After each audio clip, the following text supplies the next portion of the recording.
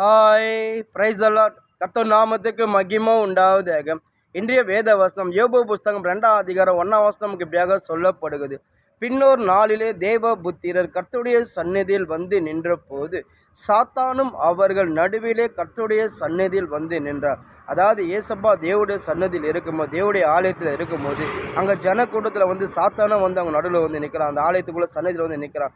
அப்போ ஏசப்பா சாத்தானை பார்த்து கேட்குறாரு, எங்கிருந்து வருகிறார் சொல்லி ஏசப்பா கேட்கும்போது, உடனே சாத்தான் சொல்ல, அந்த பூமி எங்கும் முலாவிச்சுட்டு திருந்து வருகிறார். சரி, இங்கேயா வந்துன்னு சொல்லி ஏசப்பா கேட்கும்போது, உடனே பிசாசு சொல்கிறான், யோபு வந்து உனக்கு உத்தமனா இருக்கான், யோபு உனக்கு உண்மையாக இருக்கிறான், யோபை வந்து நீ என் கையில் ஒப்பு கூட்டினா, யோபை வந்து பயங்கரமாக சோதிப்பேன், என் சோதனை தாங்க முடியாமல் யோபு உண்மை தூசிப்பா, அவன்ட்டு வழி விலக ஓடி போயிடான்னு சொல்லி பிசாசு சொல்லும்போது, உடனே ஏசப்பா சொல்கிறேன், என் புள்ள ஒருபோதும் அந்த காரியம் செய்யவே செய்யாது, என் புள்ள வந்து எனக்கு உத்தமனாக இருக்குது, அது சன்மார்க்கனாக இருக்குது, தேவனுக்கு பயப்படுற பயம் அதுக்குள்ளே இருக்குது, பொல்லாப்புக்கு விளைக்கிற மனுஷனாக இருக்கிறான், என் புள்ள ஒருபோதும் அது செய்யவே செய்யாது, யோபும் கையில் தானே இருக்கிறான், அவனை என்ன வேணா அவனை ஜீவனை மட்டும் எடுக்காத சொல்லி ஏசப்பா பிசாசுக்கு வந்து அந்த கட்டளை இருக்கிறான். அதுக்கப்புறம் பிசாசு போனால் தேவனுடைய சன்னதியை விட்டு புறப்பட்டு போய் அதுக்கப்புறம் வந்து யோபு பயங்கரமாக வந்து சோதிக்கிறான், யோபோட ஆஸ்தியெல்லாம் பிடுங்குறான், யோபோட பிள்ளைகளை அழிக்கிறான், யோபு சரீரத்தில் வியாதியை கொண்டு வரான், பிசாசு பயங்கரமான சோதனை கொண்டு வரான். என்ன சோதனை கொண்டு வந்தாலும் யோபு அசரவே இல்லை, கொஞ்சம் கூட அவன் யோபு பயப்படவில்லை. என்ன நடந்தாலும் ஏசப்பா என்னை கைவிட்டமோ சொந்த விசுவாசம் அவனுக்குள்ள யோபுக்குள்ள இருந்து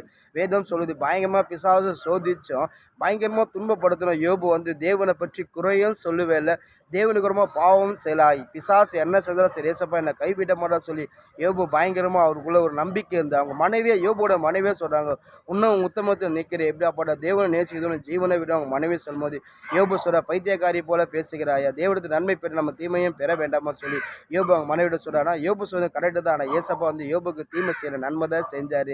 அதுக்கப்புறம் பார்த்தீங்கன்னா யோபு எதெல்லாம் இழந்து கத்தர் மித்தமாக எதெல்லாம் இழந்து போனால் ஏசப்பா 4 மடங்கு தலையை அவர் யோபோட தலையை கத்தர் உயர்த்தினார். இன்றைக்கி நம்மளோட வாழ்க்கை ஆண்டுடைய பிள்ளையாக இருக்கும் ஜாக்கிரதையாக இருக்கும். ஏன்னா பிசாசு வந்து ஒவ்வொரு கிறிஸ்துவ பிள்ளைகளை ஆண்டு விட்டு எப்படின்னா வழி விலைக்கு போகணும்னு சொல்லுவேன், பயங்கரமாக வேலை செய்கிறான் பாருங்கள். அவன் தேவோட சன்னதியிலே வந்து நிற்கிறான். இன்றைக்கி அன்றைய பேர் நினைக்கிறாங்கன்னா நம்ம பைபிள் வாசிக்காமல் நம்ம பைபிள் வாசிக்காமல் நம்ம ஜபம் இல்லாமல் நம்ம வெறும் ஆலயத்துக்கு மட்டும் போயிட்டு வந்தால் நம்ம வந்து பிசாசு நம்ம ஒன்றுமே செய்ய மாட்டான், நம்மளை எதுவுமே செய்ய மாட்டான்னு சொல்லி அன்றைய பேர் நினைக்கிறாங்க. நீங்கள் நினைக்கிறது ஒருபோதும் வந்து அது சரியாகுது, தவறாக தான் ஆகும். அதாவது உங்களுக்குள்ளே நீங்கள் வேத வாசிப்போம், நீங்கள் ஜபமோ துதியும் இல்லாமல் இருந்தீங்கன்னா எப்படியாப்பட்ட பிசாசு நீங்கள் எந்த ஆலயத்தில் போனால் சரி, எந்த ஜபக்கூடத்தில் போனால் சரி உங்களை அட்டாக் பண்ணுவான். ஏன்னா பிசாசு வந்து பயங்கரமாக அவனுக்கும் வல்லமை இருக்குது, ஆனால் ஏசப்பா கையில் அவனுக்கு வல்லமை கிடையாது.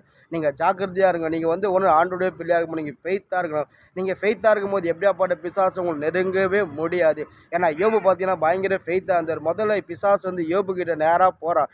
யோபு எப்படின்னா வந்து அழிக்கலாம் சொல்லி நேராக போனான். யோபு வந்து பிசாசு தொட முடியல. ஏன்னா யோபு சுற்றி கத்திரி வேலி அடைச்சிருந்தார். அந்த வேலிக்குள்ளே அவனால் போக முடியல. ஏன்னா யோபு பார்த்தீங்கன்னா எல்லா வீட்லேயும் ஃபெய்த்தாக இருந்தாலும் பிசாசு வந்து நெருங்க முடியல. நீங்கள் ஆண்டோடைய பிள்ளையாக இருக்கும்போது எப்பவுமே நீங்கள் ஃபெய்த்தாக இருக்கணும். உங்களுக்குள்ளே இந்த வேத பைபிள் வாசிப்போம், கத்தரை எப்பவுமே நீங்கள் துதிச்சுன்னு எப்பவுமே ஜெபிச்சுனே இருக்கும்போது எப்படியாப்பட்ட பிசாசு உங்களை நெருங்கவும் முடியாது. நீங்கள் எந்த ஆலயத்தில் போனாலும் சரி, எந்த ஜபக்கூடத்தில் போனாலும் சரி, நீங்கள் எங்கே போனாலும் சரி, பிசாசு உங்களை தொடக்கூட முடியாது, உங்கள் பக்கத்தோடு வரமாட்டான். ஏன்னா தேவன் அவன் பிசாசுக்கு நல்லா தெரியும். இந்த ஒரு மனுஷனுக்குள்ள தேவனுடைய வல்லமை இருந்தால், ஒரு மனுஷனுக்குள்ள தேவன் இருந்தால் நிச்சயமாக அவனால் நெருங்கக்கூட முடியாது. யோபுக்குள்ளே தேவன் இருந்தார், அதனால் பிசாசு நுழையவே முடியல. நுழைய முடியாத ஏசப்பா சன்னிதியில் போய் நேராக கேட்டு அவனால் ஒன்றுமே செய்ய முடியல. நீங்கள் ஆண்டுடைய பிள்ளையாக இருக்கும்போது ஜாக்கிரதையாக இருங்க. அதுதான் பவுல் சொல்கிறார், நீங்கள் கர்த்தருடைய ஆலயமாக இருக்கிறீங்க, உங்கள் சரீரம் தேவனுடைய சரீரம் நீங்கள் அறிந்து இருக்கிறீங்களா, ஒருவன் தேவனுடைய ஆலயத்தை கெடுத்தால் தேவன் அவனை கெடுப்பார். அதனால் பவுல் என்ன சொல்கிறார், நீங்கள் தான் அந்த ஆலயம், உங்கள் ஆலயத்தை நீங்கள் தான் பாதுகாத்துக்கொள்ள. இந்த ஆலயத்தை வந்து எப்பவுமே நீங்கள் பரிசுத்தமாக வச்சுக்கணும். இந்த ஆலயம் நீங்கள் எப்போவுமே வந்து சரி எப்போவுமே நீங்கள் ஜெபிக்கணும், எப்போவுமே நீங்கள் பைபிள் வாசிக்கணும். எப்போவுமே இந்த ஆலயத்துக்குள்ளே தேவன் இருக்கும்போது எப்படியாப்பட்ட பிசாசை நெருங்க முடியாது. அதுதான் போல் அநேகத்தை நீங்கள் பிசாசுக்கு இடம் கொடாமல் ஜாக்கிரதையாக இருங்க. ஏன்னா பிசாசு பயங்கரமானவங்க, யாரை வேணா அழிப்பான், யாரை வேணா கொல்லுவான். அவன் பயங்கரமான பொய், அவன் பயங்கரமான திருடன், அவன் பயங்கரமான வஞ்சிக்கிற ஒரு சர்பம். அவனை நீங்கள் எதிர்த்து நிற்கிறனா நீங்கள் உங்களுக்குள்ளே கர்த்தருடைய வசனம் வேணும், கர்த்தருடைய துதி பாடல் வேணும்.